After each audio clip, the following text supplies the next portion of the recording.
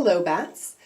Today I'm doing a makeup test, sort of a proof of concept for a burlesque number that I'm doing next weekend, and I just want to make sure that it looks the way I think it's going to look when I actually get it done.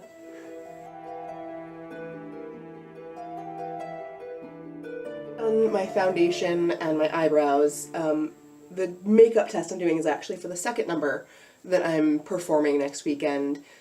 But both the characters I am portraying in this Tim Burton tribute show are male characters. I don't do drag, it's not really my thing. I'm doing slightly feminine versions of these characters, but I still wanted a more masculine eyebrow than I normally do, which I think will read better for both of the characters that I'm portraying. The test that I'm doing is for the second of the two numbers that I'm performing at that show, which means I'm already going to have some blush and some lipstick and some eye stuff going on. So I'm going to start by doing just a light eyeliner. I'm going to keep things nude in the eyeshadow department for the first number. And I'm not going to put on any eyeshadow right now because, again, I'm going to keep it fairly nude, so I'm just going to paint over it on Sunday. And I have the added difficulty right now of having pink eye. It's actually significantly better than it was just a couple of days ago. I woke up this morning without crusts on my eye. It was amazing. But I'm still not supposed to put in my contacts. I'm still supposed to throw away any makeup that I have used or use while I have it. So instead of working with products that I know and love and that I maybe am willing to spend a little more money on, I'm working with the cheapest shit I could buy because I know I have to throw it all out and then go buy it again so I can do this again on Sunday. I'm not doing the nude eyeshadow because that's a place where I think I can fairly safely assume I'm going to be able to cover that up with the darker color, and I don't want to have to deal with the expense of yet another palette of eyeshadow. So Wet n Wild Mega Last. It is one of their push-up eyeliners, and it is technically the second cheapest eyeliner I could find. The cheapest was also Wet n Wild, and it was just a pencil. And I gotta be honest, I hate using pencils. I'm hoping this will be a little bit softer, a little bit easier to work with.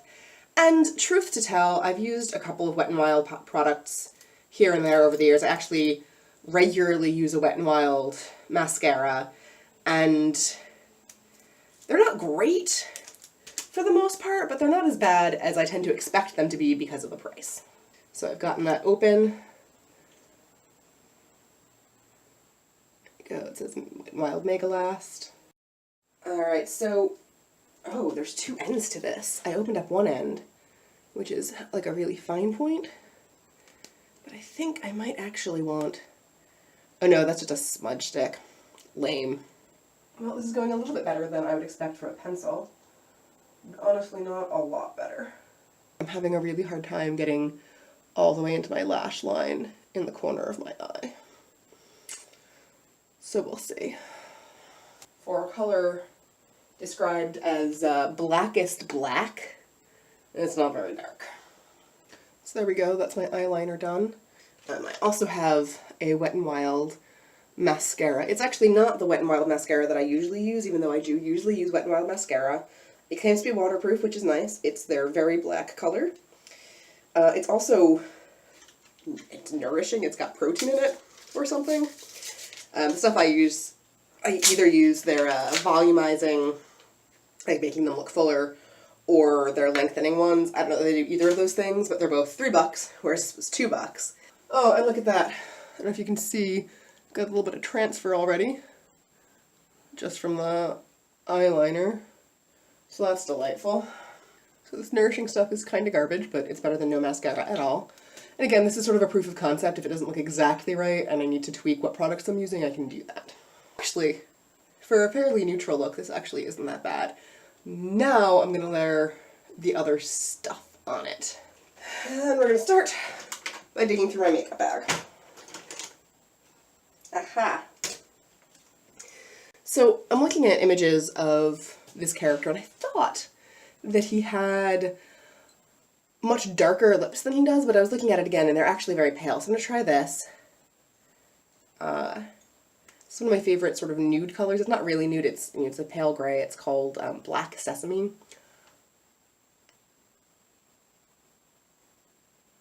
But it is one of my, like I said, one of my favorite nudes, even though it's not technically a nude.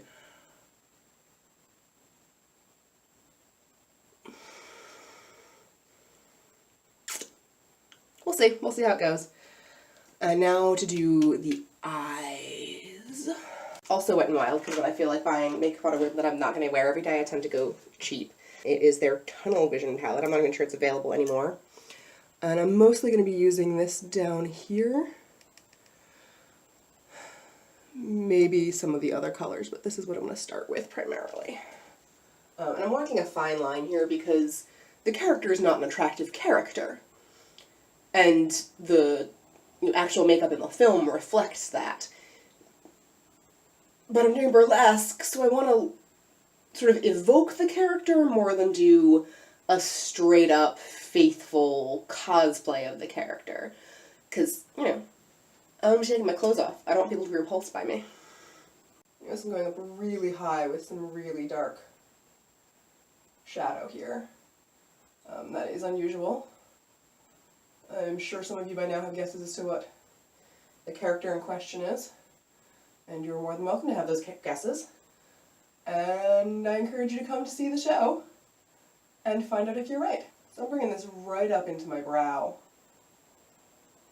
Getting a little bit lighter as I approach my brow so there's still a distinct line between the two. And I've brought it out into kind of a wing, which is not the case with the original character, because again I'm kind of trying to make it a little bit more feminine, a little bit more attractive. Alright, so that's the top lid's done. I am going to do a little bit beneath. And for this, I think I am going to switch to more of a dark gray rather than the, the black that I've got on right now. Again, I'm doing a much more feminine, much more sort of girly, trying to look pretty while also looking scary kind of version of this character. But I think it's working out so far. I think that I did a really good job with that. And I like making the wings just with the eyeshadow. I feel like I can even things out a little bit better. But on the whole, again, this is sort of a proof of concept more than anything else. On the whole, I think that looks pretty good. And I've got this green, sort of pale green eyeshadow, and I'm going to start doing some highlights with it and see what that looks like. For starters, it's not nearly as pale on my skin as it looks in this bucket here, in this bin here. What the fuck are these called? Tubs? Point is, not nearly as pale, which is actually not a bad thing. Not a bad thing. It's kind of uneven. It's really uneven. Holy crap. Alright, hold on. Alright, that's a little bit better. So that's definitely giving me sort of the pale and gaunt look that I want. But I kind of feel like I need more. I'm not sure what to do with that. Maybe up on my forehead a little bit? I don't want... Ooh, let me do some stuff on my neck. How does that look? You can't see it, can you? A little bit. A little bit you can see it. He has some gross stuff right by his lip. Let me see if I can do something with that. No, that's dumb. Alright, to think of one more place that I can maybe try and get a little bit of highlight or low light or whatever the fuck this is called in there. I'm not sure that actually improved the look at all. Yeah, no, I like it. I like it. I think it makes it just a little more ghastly. So that's more or less it. That is more or less what my makeup is going to look like this Sunday for my second number at Burtonlesque. The event details and a link to the Facebook event are below. I hope to see you there.